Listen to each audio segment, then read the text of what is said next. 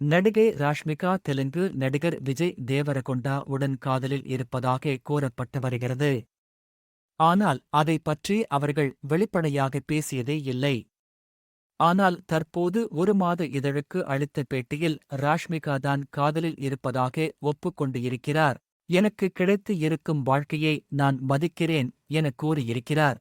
நடிகை ராஷ்மிகா தமிழ், தெலுங்கு, ஹிந்தி என பல மொழிகளில் தற்போது கலக்கி வருகிறார்.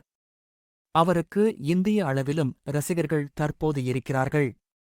சமீபத்தில் அவர் ஜிம்மில் ஒர்க் அவுட் செய்யும்போது காலில் எலும்பு முறிவு ஏற்பட்ட நிலையில் தற்போது அவர் ஓய்வில் இருந்து வருகிறார். நான் எப்போதும் சிரித்த முகத்துடன் தான் இருப்பேன். அதேபோல சிரித்த முகத்துடன் இருப்பவர்கள் எனக்கு ரொம்ப பிடிக்கும். மேலும் உடன் இருக்கும் எல்லோரையும் மதிப்பவராக அவர் இருக்க வேண்டும் எனவும் ராஷ்மிகா கூறியுள்ளார்.